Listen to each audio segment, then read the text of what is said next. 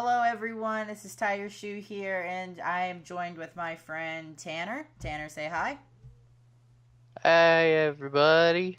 And today we're gonna do something a little different. Today, we're gonna do a podcast on Outlast 2. Basically, what my thoughts are, some theories, like what I think about the game, and things like that. I want to start doing podcasts like this at the end of lots of Let's Plays I do. I don't want to do it for every single one, but with every game that I think I have something to say, something I want to talk about, I'll do about an hour, hour and a half long podcast, and you guys can tell me what you think in the comments. Maybe eventually I'll make this a live stream if people actually want to see this kind of thing, and you guys can talk to me live about what you think, what's going on. Until then, we're just going to talk about Outlast. Outlast 2 to be specific. Well, yes. The one that I played, not the other one that came out in 2013. Yeah, you did your research, didn't you? I did. And plus, I mean, Yeah. I remember when it came out, so. Oh, you remember, huh? You remember the exact year? Yeah, 2013. I I just said that. what? All right. I'll believe you for now. Anyways, what'd you think of the game?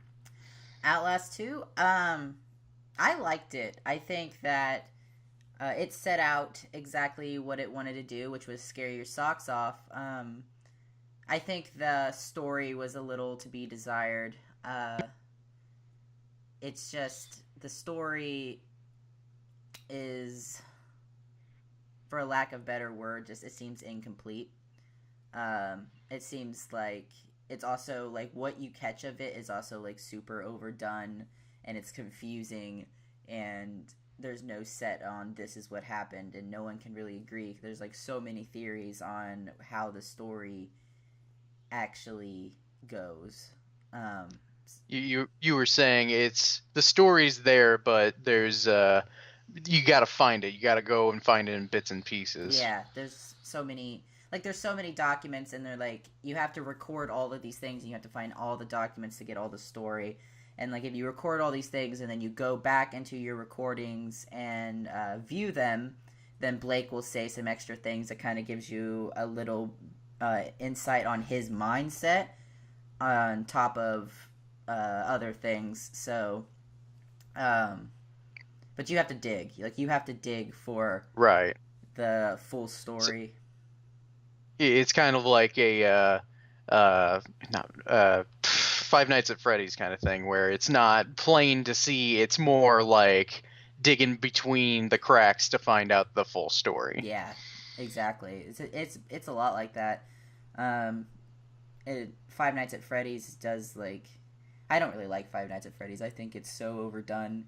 And if I see one more YouTuber play a Five Nights at Freddy's or another Five Nights at Freddy's fan game, I'm gonna hunt someone down. I don't know who. All right. Okay, let's get off that topic because we don't want the fans being like, "Oh, frick you, man." Oh, frick Because me indeed. yeah. Anyways, um, so you play Outlast 1 at all? I played a little bit when Outlast One first came out. I didn't play a lot of horror games because I didn't like. I don't really know what changed in me from that time to now about horror games, but in the beginning, like I could not play horror games very well at all. Like they just scared the crap out of me, and I couldn't really tell you why. It's just every time I try to play it, like I would get so much anxiety that I'd like throw the controller across the room, or I just would be like, I can't go any farther. And it's like if you have that much anxiety, you're not going to be able to progress into the game because you're just freaking out the whole time. Oh yeah, yeah. But Like not even Slender you could play, right? yeah, It's too spooky it's scary. too spooky. Yeah, they was just really scary. I don't really know what changed in me. I think it's because the fact that I started watching Let's Players play horror games. Like I watched Markiplier play horror games a lot, and I think just watching him, like I realized that horror games were not as scary as I thought they were. Which, Right. yeah, I don't know why I couldn't play horror games before because I always loved horror movies. Like my whole life, I've loved horror movies, but for some reason, playing it and being in the situation myself where I was responsible for like getting away from the bad guy, like it just stressed me out too much. Yeah, it's just kind of like when you're sitting at the movies and you're sitting there like, yo, you idiot, don't go in that room. The killer's gonna get you, or something like that. And now that you're in full control, you're like, I can't handle this responsibility. Yeah, exactly. That's exactly how I felt. But now I'm fine. Like, I said like repeatedly, like while I was playing Outlast 2, that I was getting anxious and needed to like take little breaks from it. But I mean, I could still play it. Like, but playing it, yeah, my like palms were sweaty and I was like heart thudding. Mom spaghetti. Mom, yeah. I'm sorry. It's okay. And like my heart would be like thudding in my chest, and I'd be just like, ugh, like I need a break. Like I'm gonna die, like basically. But to Right. answer your question, yeah, I did like Outlast. The story, not so much, but like the gameplay and the fact that I did think it was scary. I did enjoy it. I had a good time playing it. Would you say Outlast 2 plays and story wise is better than one? Mm, it's a tough question. About on par? Yeah, I think they're pretty similar. Outlast 1 was pretty terrifying, and Outlast 2 is pretty terrifying. I wouldn't say that one is better than the other because they're not. I mean, it's hard to compare them because they have completely different stories, of course.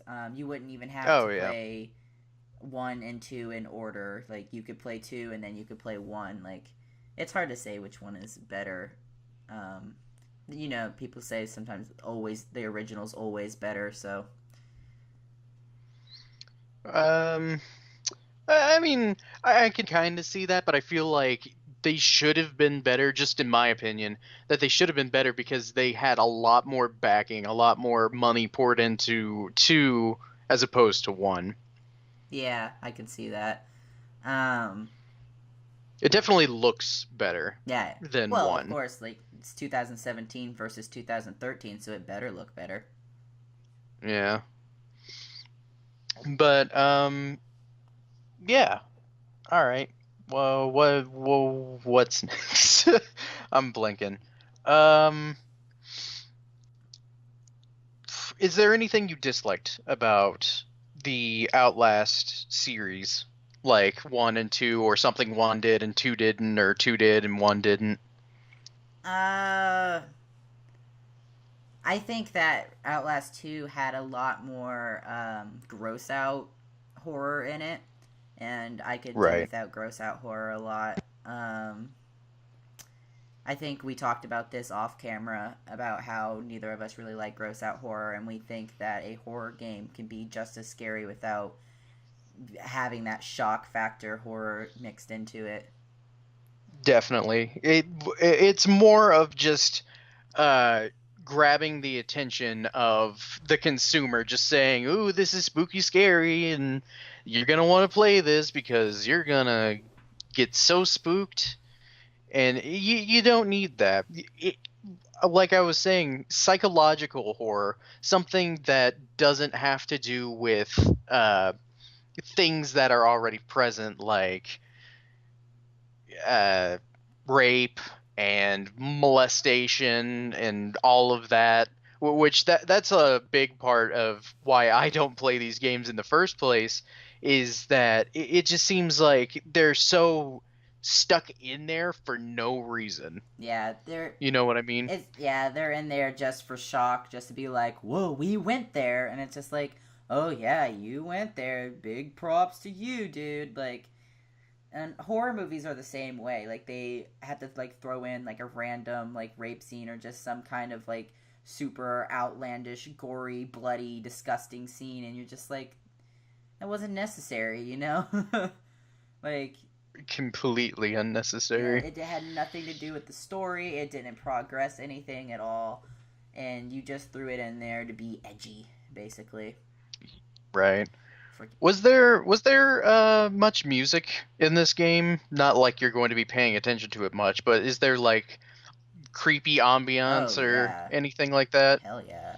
Do you, do you think that helps a lot Uh, with the mood? yeah. Well, there's a whole science behind how music can really affect how you feel in an environment, and I would say that the science is solid on that. It definitely does, and like it lets you know when you're in danger because like there's always like a subtle like violin playing like throughout the entire time you're playing. There's always just a little bit of music, but whenever you are in slightly more danger, it like picks up.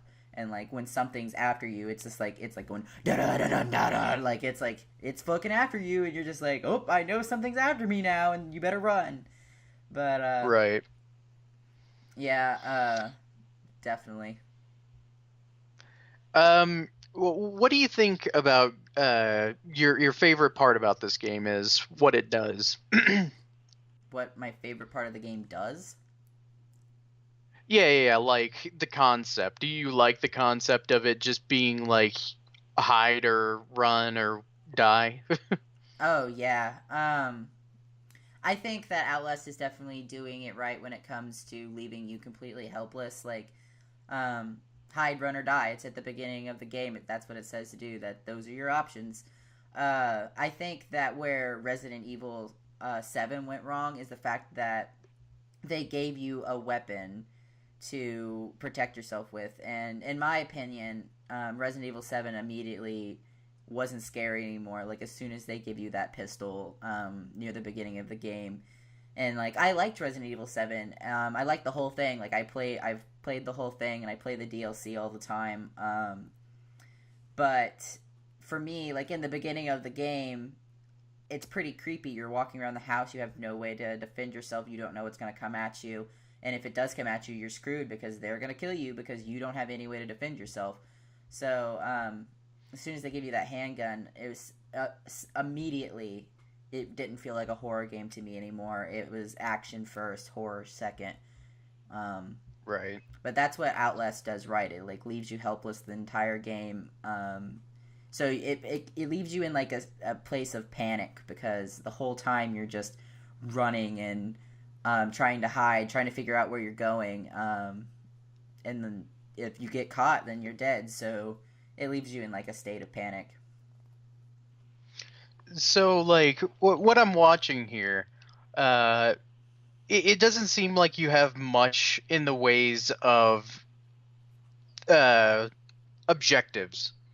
It doesn't seem like anything's really pointing you to where you need to go. Was that a big problem during the game? Yeah. Sometimes it would just be like yeah. I mean, I said that my catchphrase in the game was, "I don't know where I'm going. I don't know what I'm doing." Like just things. Suddenly, someone would start chasing you, and you'd be like, "Well, I gotta find where I'm going," and you'd be running around like a chicken with your head cut off, trying to find which way to go, and you just end up in a place, and you don't even know how you got there just because you were just running. But it doesn't really have any objectives. Like at the beginning of the game, like you check your objective, and it's just like find Lynn, and nothing matters but Lynn, and then there's like a couple times that you look down in the game and check your objective, and he says the same thing. Like basically, your entire objective, the entire game, is just find Lynn. So, Would you put that down to bad game design or just not knowing what you're doing? Like a no, you problem or the game problem? I wouldn't put it down as bad design because I actually think it's. I think they knew what they were doing for sure with that, with you not knowing where you were going. Because when you don't know where you're going and you're being chased and you can't see, that's part of the horror experience. Like you're just like, oh my god, what do I do? Like, what do I do? You're like running and you can't find where you're going because your brain is like panicking. That's what gets your heart thudding. That's what gets you like afraid of. I mean, for your life, your character's life. So I don't think it was bad design. I think they did that on purpose to make it like All that. right. Yeah, that makes sense. Um, I don't know. I just feel like if I was playing it, I would get super frustrated and not knowing what I'm doing or where I'm going. I don't think it's bad enough that it becomes super frustrating. There was only a couple times in the game that I absolutely couldn't find where I was going, and I'm just like, man, if it was just a little bit brighter, I could be able to see. And there was a couple times because you're reliant on your battery on your camera to be able to see. And there was a couple times that I would like run out of batteries and I would still be like in pitch black darkness, and I'd be like, well, what the hell am I supposed to do now? I can't see where I'm going. And I would just have to like find the wall and just like follow the wall to the next like lit area. The only thing is about that is if you die, you will respawn with a full battery. So, I mean, you don't have to be stuck like that. Right. Well, that's good at least. Yeah. What do you think the worst part about the Outlast game was? I mean, besides obviously the gross out horror. The gross out horror. That's it. Yeah, it's really the only bad thing. Besides the spotty storyline. Yeah, besides the spotty storyline. Those are the two main big objections I have. And like the gross out horror thing like expands just so much. Like every single antagonist is also like gross. Like Papa Noth, like he's a rapist, a child molester, a hypocrite, a liar, a murderer. Like he's all of these things. He's just a gross human being. Like everything about him just is just gross. And I mean, I guess that is kind of stuff that's good to have in a antagonist, but it's just like he's every bad thing all in one, you know? Like Right. like he's not just a murderer, he's like everything that you could possibly find wrong with a human being. And it's the same with Val, who's another antagonist. She is like she's a sexual deviant, and like I think we were talking before the camera started rolling also about the fact that there was like a cut rape scene with her. Yeah. Big spoiler warning here. This Near whole the end of the podcast game. is a spoiler warning. Yeah, true. Apparently, I was doing a little bit of research before we started rolling. There was not an outcut, outtake of where some female evil person, bad guy, whatever, Wow. starts. Was it? I thought it was somebody else. Anyways, they started molesting the main character, or not molesting, raping, and apparently they just took out her movement, so it doesn't actually seem like it's rape. It's just like she's sitting on top of you. And you said you haven't even seen that. Like, you didn't come upon that in your playthrough. Yeah, the only time I could think that could have possibly been a thing is actually at the beginning of the game. She does like straddle you, but I wouldn't consider that to be rape. I mean, she does lick your face, so I mean, kind of, but she just straddles you, and she's like, I have so much love to give, blah, and you're just like, ugh, God. No. Yeah, she's gross. And she's also like a confusing character as well. There's lots of theories out on Val about who she is and what she is. She, like, some people have believed that she's a trans woman, which there's like a document kind of hinting at the fact that she might have been born a man, and also the fact that she is super androgynous looking. Like, she obviously has a female body because you see her naked at the end, and she has boobs, and she has a female voice. But to me, like, her voice actually doesn't sound like it's naturally female. It sounds like a male doing a female's voice to me. Like, it just sounds like a little off. Right. So she's just like a confusing character. Like, I don't really know. And the developers of the game also said, like, when they were asked about her, they said Val is Val, because like there's also a point in the game that Papa Noth refers to Val as he. So people are just like, so what is she? You know? Right. So she's a bit. Do you think there was any reasoning behind that? Do you think they did that for a reason, or do you think they're just like, "Hey, here's a thing to confuse you"? I have absolutely no idea. Yeah, I have no idea, honestly. It's just, it is what it is. Like the developer said, I guess it was just like, why not? And um, you were talking about the whistleblower DLC from the first Outlast. Right, right, and how disgusting and gross that was. That has to be one of the biggest problems I have with the series. I might have already said that, but just the gross out uh horror in this entire series, it just seems so unneeded. Like in the first game, they start cutting off the main character's fingers for no reason other than shock value. In the DLC, they have where this crazy scientist, not even scientist, he's just a crazy guy, goes around and starts chopping off the genitalia of males and proclaims that they're going to be his new wife or whatever, and that happens to you, the protagonist. And like, what is their obsession with that? You know, Yeah, that's what I was just getting at. Like maybe Val is supposed to be connected to that somehow. I it could It would be. be a long That's shot, but that's a long shot. I just started thinking about it. You brought it up, I think yesterday, the whistleblower DLC, and then I started thinking about it. But you never know. Like they're coming out with a comic book apparently, an Outlast comic book that's supposed to tie together Outlast 1 and Outlast 2, which to me it's like cool, a comic book, but also it just seems like such a money making ploy when they could have given you a full game with a full story. They're going to, milk you for more money for DLC and also a comic book, Right, because you said that the second game wasn't even really that long. No, like both. I can't remember how long the first game is, but I think it was way longer than the second game.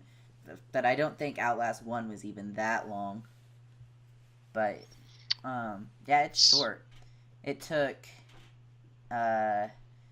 I don't remember how many episodes. I did 8 or 9 episodes, I don't remember, but some of them were only like most of them I did about a half hour. Some I did like 45 minutes. I think 2 of them were only like 20 minutes long. But like with 8 or 9 episodes, that does not add up to a whole lot of gameplay. I would say like maybe like 5 hours of gameplay maybe. And like if you like played that like straight through and didn't die at all or get stuck and didn't like stop for any documents, like you'd probably be able to race through the game in like an hour. Right.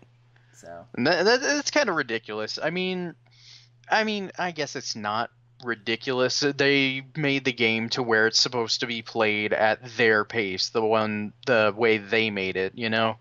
But at some point, you got to think that they could have put more story into it or more things to do or something. It yeah, seems like they're holding back just for the fact that they can sell you more yeah, DLC. that's definitely what it feels like. And also just like the fact I just got distracted watching the gameplay video. Yeah. I was like, oh no, there's a guy there. Um, it's also just like the fact that I've completely forgot what I was gonna say.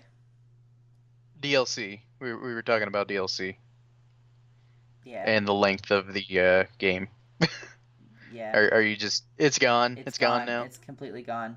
It might come back to me. If it does, I'll get back to you. But You'll jump at me, yeah, be like, "Hey, I remembered." mm-hmm. Okay. Well, in that case, how do you think the game played overall? Like a rating? Give it like a rating. I would give like the gameplay and the horrorness of it. I would probably give like a 8 or a 9. I give that pretty high. The story I give like a 2 or 3 maybe. Um, the like the way it controls and everything. I think it controls pretty smoothly. The play itself is fun, and but the story is just. Those are my ratings. That's a pretty good Mm-hmm. rating. I give it a out Um, of ah.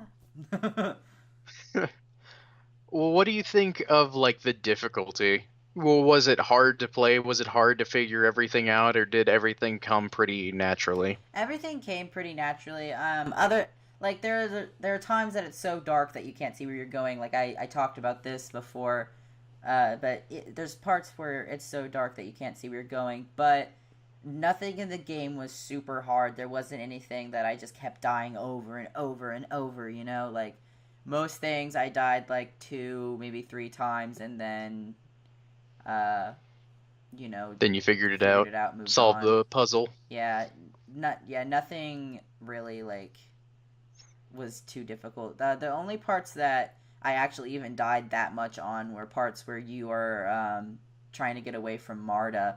Like she's one tough son of a bitch. I think she's probably my favorite character. Like one, she's just super cool. Like she's carrying around a pickaxe and she's like 7 feet tall and she's super strong. But also, it's just like her character isn't even like she's scary and terrifying, but her character isn't like terrible like Papa Noth or Val is. Like you find a document at one point in the game talking about how basically like she feels super guilty about killing people, but she truly believes that she is doing the right thing about killing people because she believes that by killing these people she's saving the world basically. It's like Right. kill this person to save the majority, and she's been brainwashed to believe that. Like, um, Papa Noth like made these metaphors that were like, if you see a spider in a baby's crib, are you not responsible if the spider bites the baby and kills it? Like, are you not then a murderer? Like metaphors like that to justify the fact that she should kill these people or they will like destroy the world and kill more people. So Right. And this just proves the fact that they can do horror in that kind of way without having to go back and do the shock horror. This just proves that they do have the writing for it. They're just like white knuckling onto it just in case people don't like it. yeah, And possibly. I'm hoping after this, Outlast 3, if that ever becomes a thing, which who knows, it might, or even in the DLC, that they'll go back and realize that they don't need to do the shock horror to get people scared. Yeah, there's only really one thing with Marta that's shock horror, and it's in the demo, and it's one of the deaths that you can get with her is where she like takes her pickaxe and she like pickaxe your crotch and like pulls your genitals off with the pickaxe. That's only one death out of I think there's I want to say there's like 4 different deaths that you can get with Marta, and I think it all depends on like where she catches you at and like which direction she grabs you from and things like that. I think that's what will um, trigger how she kills you. Right. And I know I get stuck on this shock horror thing a lot, but well, one of the things about it though is that it's just hindering so many people from playing it because I mean, you got to realize that some of these things that they're putting in this game actually happen to people. Yeah, And it just seems that like, they're being insensitive about it.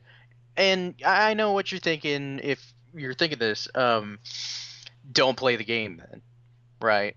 well, But isn't the point of a game to be played for everyone to enjoy, yeah, you know? yeah. Well, I personally wasn't thinking that, but No, yeah, I'm not saying you, I'm saying the viewer. yes, yeah. But anyways, I agree because there, like you said, there are a lot of people that like they have been raped, like they were molested, like these things like trigger them. Like I was trying to stay away from the word trigger, but that's the word. Like so they can't get enjoyment out of the game and they're completely like excluded from it. Um, and it's just yeah, they should make a game that's um going to be enjoyable for everyone to play. And honestly, you were saying that it has a little bit of a paranormalness to it near the ending. Yeah, a lot of people are debating exactly uh, what the ending means. Some people, because when you're in the ending and you're seeing through Blake's eyes, like he's witnessing like the biblical apocalypse, basically, Right. and it's just like up for debate, like if that's actually real or if that's all in Blake's mind. Which you are kind of led to believe that Blake is going a little bit cuckoo from the things he says when he watches back his recordings. Also, the fact that he keeps going in and out of these hallucinations of his old school, where his old, I think Jessica was his old girlfriend, or at least like a crush or something like that. That killed herself, or may have even been murdered. I'll get to that in a minute. Um, like he just feels like super guilty about that, and he keeps going into the hallucinations, and like the ending. Spoilers, which this whole podcast is spoilers. That should be in the title, in the description, and everything. So if you haven't completed the game, you might want to click out. But like at the end of the game, you deliver your wife's baby that she developed in her womb overnight somehow, and people have theorized that that completely is not the case. That's not what happened, because when Blake is holding the baby, there's a shadow for his hands, but there's no shadow for the baby, and Huh. I don't know if that's just like bad game design. Not bad game design, but just like a glitch. They didn't think about it like when they made it, or if that is what they were trying to signify, that the baby isn't real. I mean, at this point, they're probably gonna be like, oh yeah, we totally meant for that. Yeah, maybe. It's hard telling. Really, like I said, like that's why the story is so confusing, because there are certain things that happen that make you led to believe that this all is real, but then there's certain things that you're being given to say that this isn't real, and I think that's part of the point. Like it's hard to tell like what is real and what is fake, I suppose. Like what is Right. all in Blake's head and what is actually happening. And see, I kind of wish that they would either stick to one or the other, go like full psychological, like Silent Hill does, or go like this is all totally happening, like Resident Evil. You know what I mean? Mm-hmm. Not just flip flop back and forth, and just make you guess what's real, what's fake. You know, Mm-hmm. You just saying because if you're that. gonna throw paranormal stuff in there, that doesn't really, it brings out the vibe that none of this is real, but the rest of the game, it just all seems semi possible. You know what I mean? Uh huh. That was a big thing with the first game, because you just go into this asylum and everyone's crazy because obviously, and that all seems honky dory and whatnot. And then in the whistleblower DLC, you get enveloped or taken control over by this black spirit that God knows where that came from. It just seems to come out of nowhere every single time, and it's just like, we have a plot hole. Paranormal stuff. Yeah, that works. uh, yeah, but with the whistleblower DLC, like, do we even know if that's paranormal or if that guy, um, didn't get like his brain washed and he just thought that he saw this demon and that's what was driving him to kill these people, or did It he just get brainwashed and thought he saw all of that, like it didn't actually happen. It totally could have, but I mean, as far as I've seen, it doesn't really explain that. It's another one of those. You can guess if you want to. You can leave your friends I behind. was about to make that same joke. You can guess if you want to. This scene coming up right here is, I think, the scene that everyone was talking about with Val. This will be the first time that you are even seeing her, right? Yep. Because, here, let me turn on the sound really quickly so you can hear her voice and what I'm talking about with that. I can't hear anything, actually. Well, I'll have it for the viewer. You can hear later. Okay. But there's the scene I was talking about, and then you really hear her talk. And I think that this was supposed to be like the rape scene, but I don't really feel like this qualifies completely.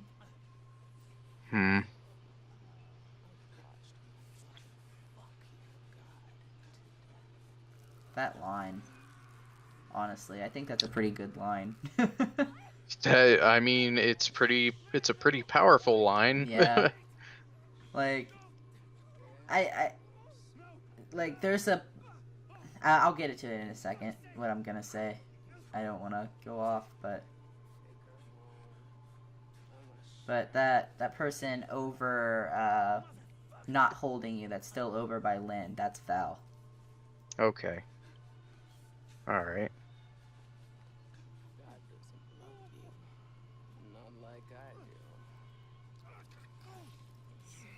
Ugh. Alright. Oh, Jesus. Yeah. Gross. But yeah, that's the scene. There's that. Interesting. Yeah. It definitely... this does seem like where it would have been, but it honestly wouldn't make any sense seeing as he has clothes on. Val or Blake? Both. Yeah, they do. So that's what when you said at the end of the game, I was like, well, the only thing I could think about what that even like seems like what you're talking about is at the beginning of the game, unless Right. I like completely just missed something, which I might have. They might have taken it out completely. I have no idea. But yeah, that was just some fun trivia that I found. Yes, indeed. So, any more questions, Tanner? Why should I play this game? Like, why should anyone play this game? If you enjoy being scared, then I would say definitely play this game. Like, there are some jump scares that'll get you. There are just like your heart will be thudding throughout most of the whole game. Like you'll be running like a chicken with your head cut off, like through most of the game. Oh, look, there's that title card there's- or the inslate. It's just beautiful, isn't it? It's great. I love all the artifacting. Yeah. I just want everyone to know I made it in MS Paint. What a proud thing. Hey, there you are. There I am. The viewers aren't going to see that, though, because my webcam's going to be over that face. But there I am. I probably shouldn't have said that then. Oh, well. Oh, well. That's okay. Behind the scenes. Movie magic. But, another thing I was going to ask. Do you think it's worth it to buy it now? Or should they wait for a price drop? If you are a person that is a little strapped for cash, then yeah, I would wait for a price drop because the game at this point does not have a lot of replay value, and I know that's what like a lot of people look for. If they're gonna drop like $50 on a game, they're like, well, can I play it multiple times to like make it worth it? So once the price goes down, yeah, I would say definitely buy it and give it a shot because it is a good time, but if replay value is a big thing to you, then I wouldn't buy it right now because as of right now, there really isn't a lot of replay value. Like, I mean, you could possibly play it twice to try to go back and get all the documents and all of the achievements. Yeah, all of the documents and recordings and achievements if you want. If you're a like completionist, then I mean, maybe, but as of right now, like if you played it twice, it's not scary the second time because I actually had to play pieces of it twice because one of the episodes I recorded because I like got like 45 minutes into my recording and realized that my microphone wasn't on and I had to scrap the whole episode and play again to record it again. And I noticed playing it the second time was just not scary at all. Like once you know where you're going and like what you're doing, like you lose like the panic and The immersion. yeah, and you lose the oh no, like I don't know where I'm going, like run, like you know where you're going, so you just run that direction and you get there, like so. Yeah. Some. All right. Are you gonna be playing the DLC for Outlast 2? Probably. I probably will play it on my own. I don't know if I'll play it on the channel unless people want me to. If you want me to play the DLC on the channel, then I will. But I'll probably check it out. All right. Good. Mm-hmm. Anything else to tell me? Anything else to Add?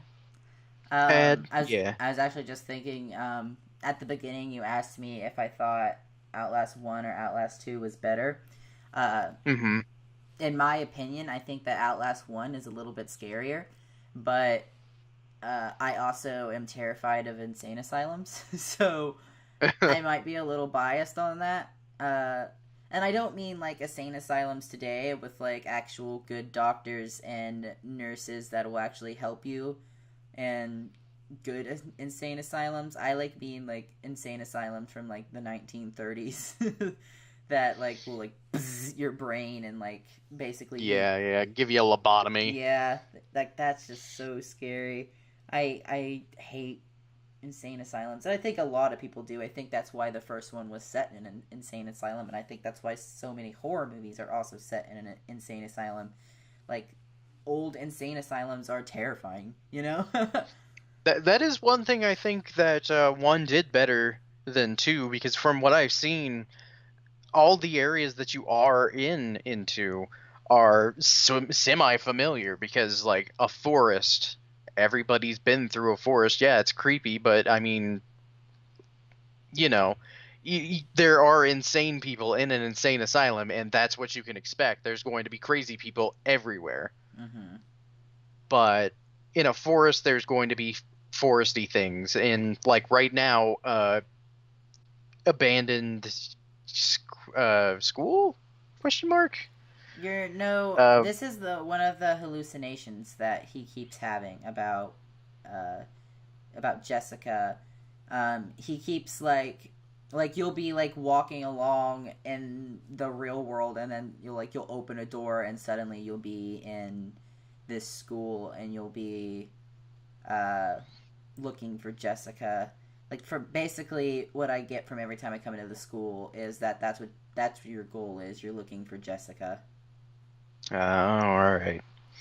Well, still, it's just a familiar area. Yeah, schools are creepy when they're dimly lit and everything, but it's still familiar. Schools are creepy when they are fully lit. They're full of children, and children are terrifying. You're not wrong. I know I'm not wrong. And I don't like this is also a Catholic school, and I even said in my playthrough, I don't like Catholic schools. Like, hey man, priests I went to a Catholic school. I know you did, and you hated it. I did, but it wasn't creepy. I just think priests are creepy in general. Anyone who is super like zealously religious creeps me out. Like, it doesn't matter what your religion is. Yeah. If you are super zealous into your religion, I am going to be kind of weary of you.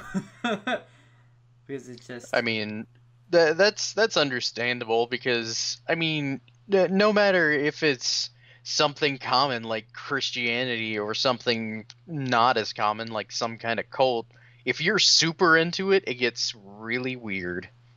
Not saying it's a bad thing, just saying it gets a little weird. That's just with anything, honestly. Yeah. You say you're super into, I don't know, clipping toenails? Yeah. Yeah, you're weird. I Stop. thought you were gonna go for like a personal attack on me and be like, if like you're super into video games or comic books. You're super into Batman. I mean, jeez. Yeah, I mean that's all true. I have kind of an obsessive personality, and I guess if I was religious, I would probably be like a giant zealot. Um, that's the right word, right? Someone who's like I crazy think it's Zealot. zealot. That's probably like a Zealot. tomato kind of thing. Yeah, probably. But this part right here, I died at a couple times. That we're watching right here on the screen. You asked like if there are parts that are super difficult, and this is like one of those things like it's I as I was playing it, I had a hard time like figuring out which way I was supposed to go, because nothing is like a straight path. And it's funny because you look back in it, like I'm watching it now, and it's like obviously that's the path that you're supposed to take. Right, but you're not going to know that the first time because you just popped out of Crazy Town and now you're stuck behind a locked door. Yeah, exactly. And it's like you're panicking, and your brain just can't process anything as quickly as it normally can. So I think I died 4 times at this part. And then this, what I'm playing through right now,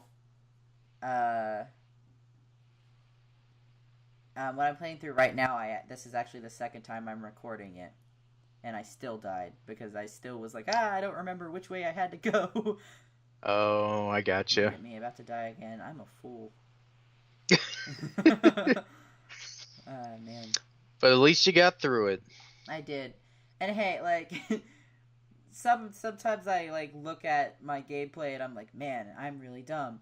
But then I watch like some other Let's Players Markiplier play a game and I'm like, geez, I got through that in 5 seconds. What is his problem?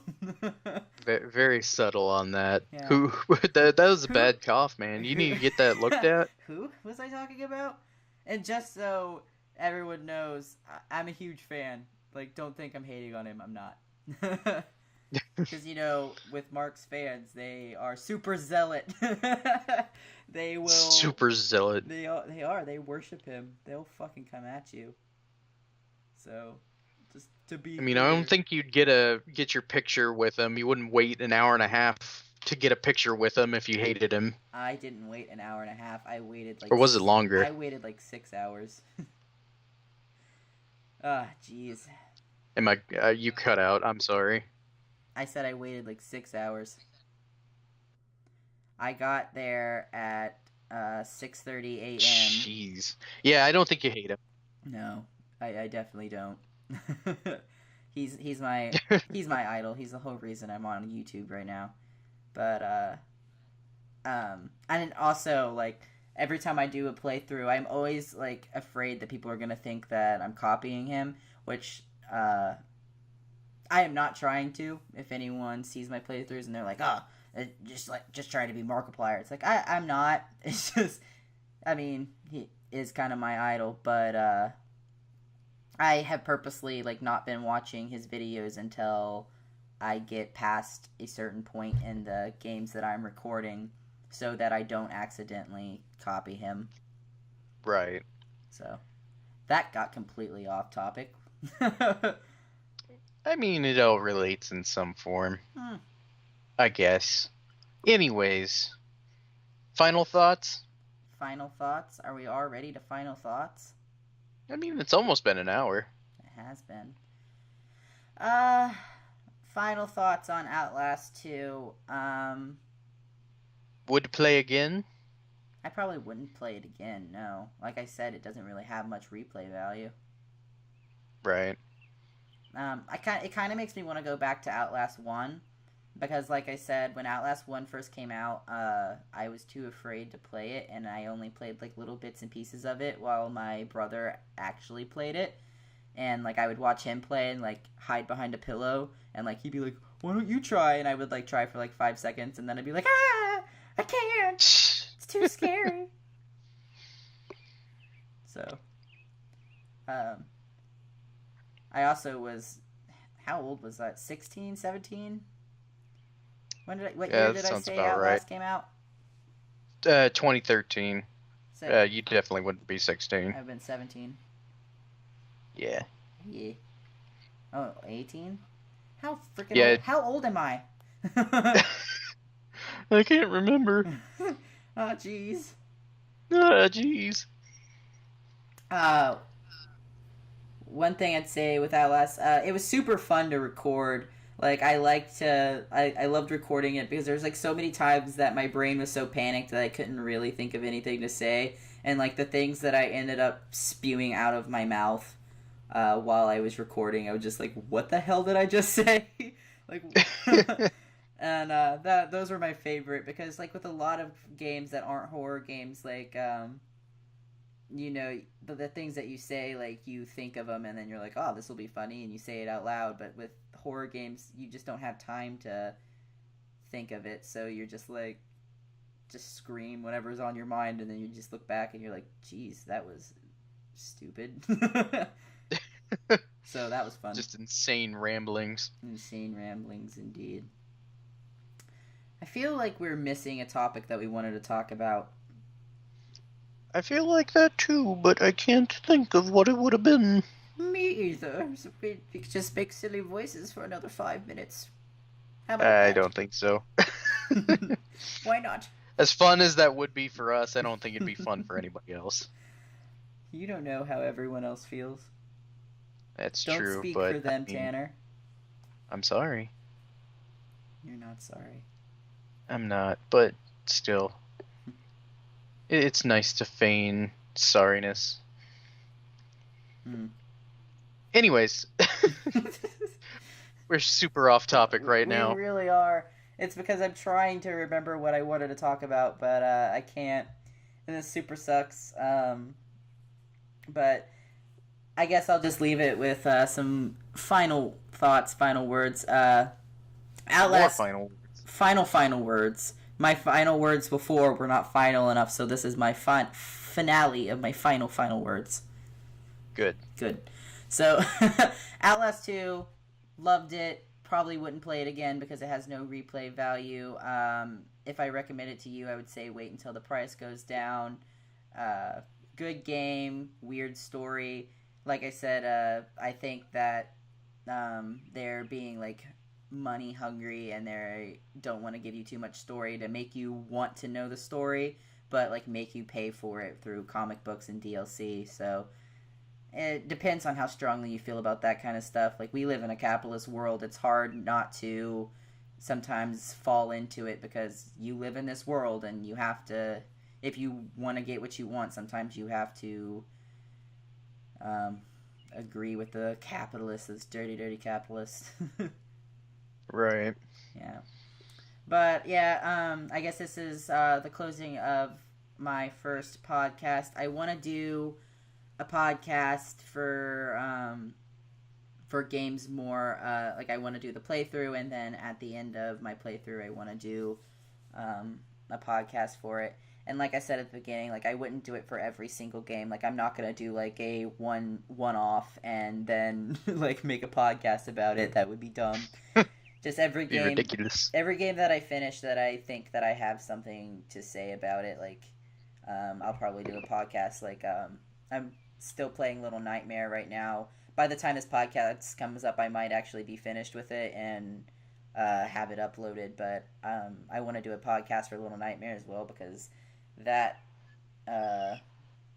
has a crazy ending, and the frickin' credits are 30 minutes long, and you can't skip them, and you can't exit the game. Like, I want to talk about that. we'll talk about that another time. We will talk about that in the next podcast. Believe you me, we will talk about it. We will talk about it for at least 30 minutes. At least 30 minutes, and you won't be able to click off the video either. We'll make it where if you click into that video, you'll be stuck. You have to watch us talk about credits for 30 minutes. Great. Mm-hmm. Okay. So, anyway, if you want me to do more of these podcasts, if you like this, please leave a like or like comment down below. Tell me your thoughts. Like, I really want to know what you think about the game. Like, What are your theories? Yeah, what are your game theories? Ah. Don't. Don't.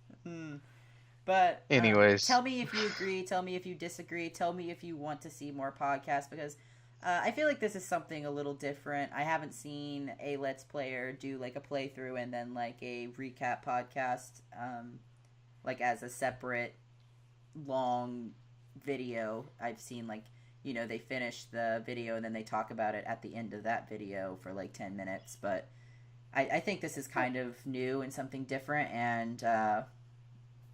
It's just a fun thing to do. Yeah, I think it's super neat. Yeah. So just let me know what you think, and I'll try to reply to comments. Maybe in the next podcast, I will read some of your comments to see what people said and give my thoughts on your thoughts. So just let me know. Thoughts on thoughts. Until then, I will see you later. Bye. Bye.